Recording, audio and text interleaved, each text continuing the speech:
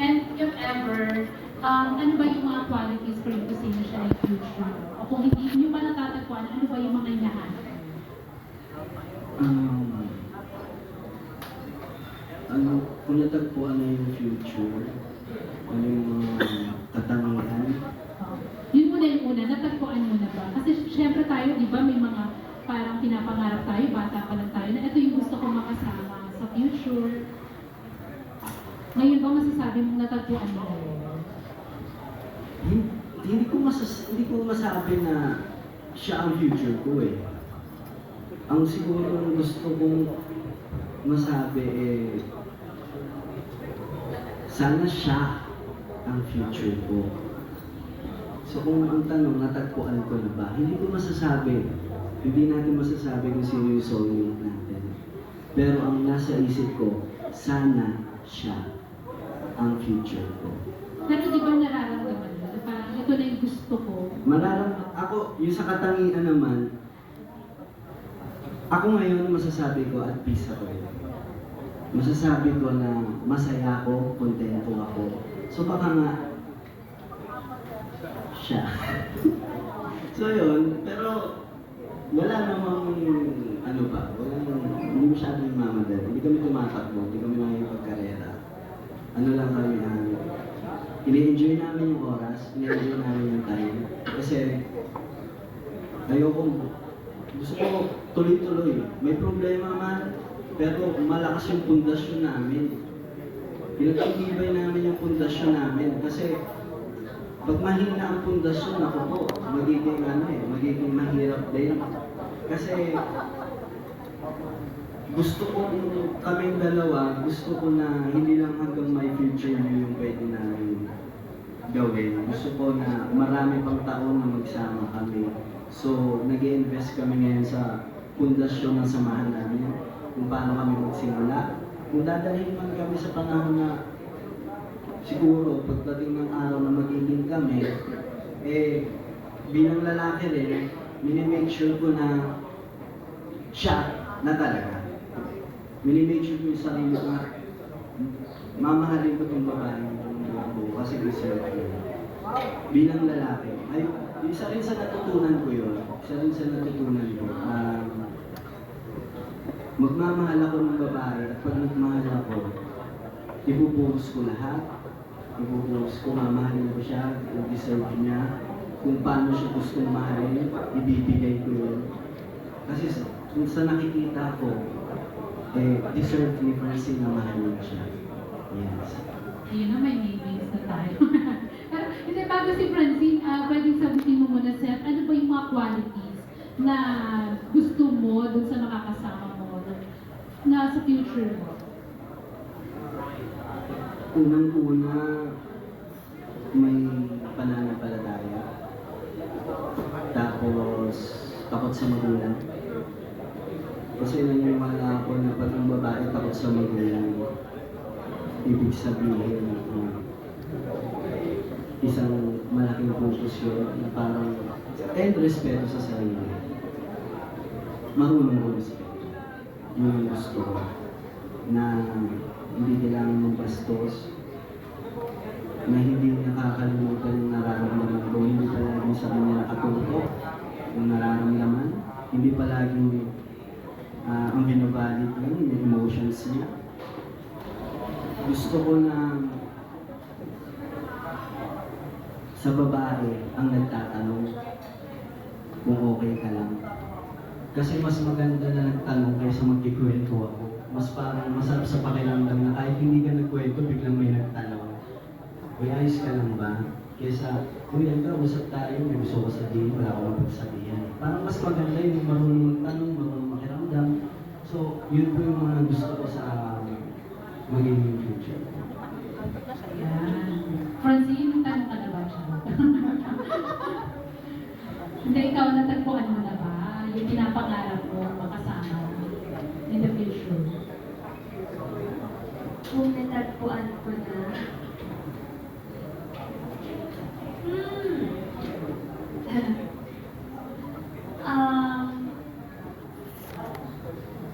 hindi ko po, hindi ko alam kung yun ang tamang word.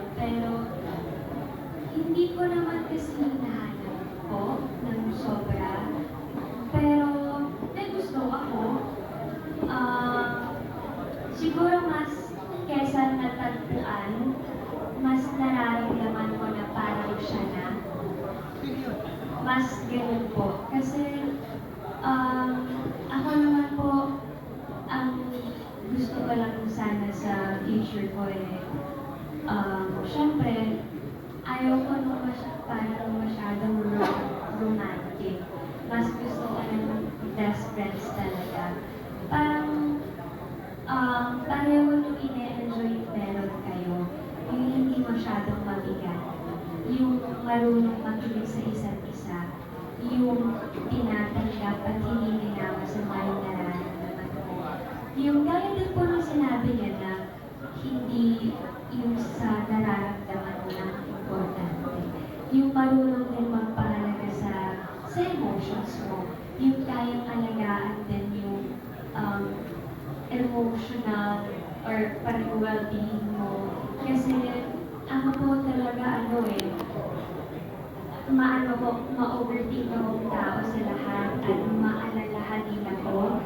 So, yung mga naliliit na bagay na oobserbahan ko, nakikita ko, at minsan may pagka-sensitive ako na to the point na bigla ako tumatahimik. So, sobrang laking punto sa akin yun na yung future ko, best friend ko rin kasi alam kong kilala niya ako. Yung may respeto hindi lang sa akin kundi sa mga magulang ko lalo at sa pamilya ko. Kasi kung kaya niya respetuhin ang pamilya ko at ang pamilya niya syempre, mas alam kong doble yung respeto niya sa akin at yung pagmamahal. Especially kapag maalaga sa pamilya at merong pananampalataya sa Diyos. Yun lang. Yun na. Eh sabi ni Sir kanina, sino daw? Pagtatanong pa, sabi sino daw? Parang qualified pa ako. Oh, yun. Diretsahan na yun, Francine. Wala namang competition eh. Ay! Alam mo. Pwede bang naano mo, this question na lang ito Kasi syempre mga love teams, di ba, ina-expect ng fans na mauwi sa in real life. So kayo ba, nadadala kayo sa pressure ng fans? Hindi po. Hindi. Noong mga nakaraang buwan, medyo hindi kami nagpo-post po sa mga social media account namin. Kasi meron din naman po kami ginagawa. Parang naging ano po parang dami, siya nag-aaral, ako rin po nag-aaral. Ginawa namin yung My Future You, nag-music ako, nag-record ako ng mga kanta. Nababasa namin sa mga Twitter, sa mga comment na magkaaway ata yung dalawa. Sobrang fan service naman ng dalawa. Ganyan. Ba't di sila nagpo-post? Meron pa bang friendship? Yun ang laging tanong. Nababasa namin yun. Pero ang hindi nila alam, okay kami. Okay kami. Dumadalaw ako sa bahay nila nang hindi namin pinupost. Pero kahit gano'n, hindi namin nakakalimutan po na artista kami. Na kailangan namin, kasi ang mga nagmamahal sa amin, pag nakita nila sa mga posts namin na masaya kami, happy rin sila. Pag nakita nila tahimik kami, nag-aalala sila. So, alam po namin na artista kami. At para rin sa ikakakuha nila, ikakasaya nila, at deserve din naman nilang pasayahin namin sila. Nagpo-post kami, pero paminsan-minsan nga lang. Pero yung mga nakaraan, medyo hindi, di ba? Medyo hindi. Ay ngayon na ganyan, binubusog namin sila sa ganito. Tapos may nababasa pa rin kami na hindi naman ganyan, ganito. Hindi nyo kasi alam. Next question po. Thank you.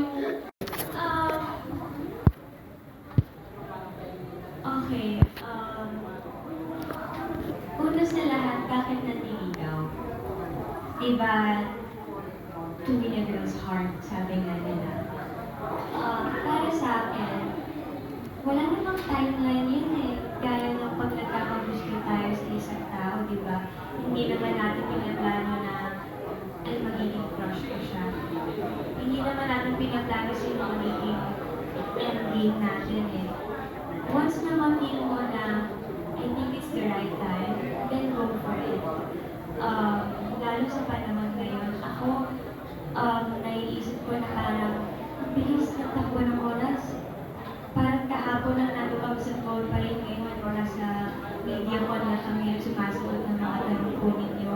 Kaya para sa akin, parang sa loob ng kahit na isang minuto, ang daming pwedeng mangyari na. Kaya kung tingin mo na, kasi pag natin mo, ito na yung tamang oras at wala namang masama sa gagawin ko, then why not? Go for it. There's no timeline naman na pagdating sa love eh. Pag naramdaman mo, ayun na yun. There's no turning back.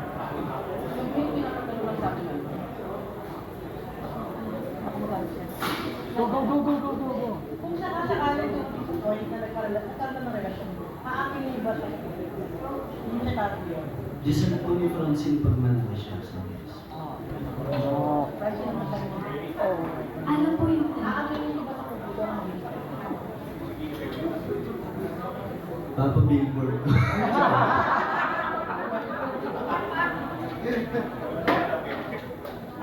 Oo naman po. Kung mangyari man po, oo naman po. Pero hindi po ibig sabihin na porket aaminin or inamin in the future, if ever, hahayaan na rin po na maging curious ang mga tao sa kung anong meron pa in the future. Kasi sa akin po kapag na sinabi, love niyo isa't isa, dapat protected niyo yung meron kayo eh. Kung ako po, kung magiging girlfriend ako in the future, ayoko po may magiging gusto ko pong pangalagaan. Kaya, yun po. Ganda. Maraming salamat.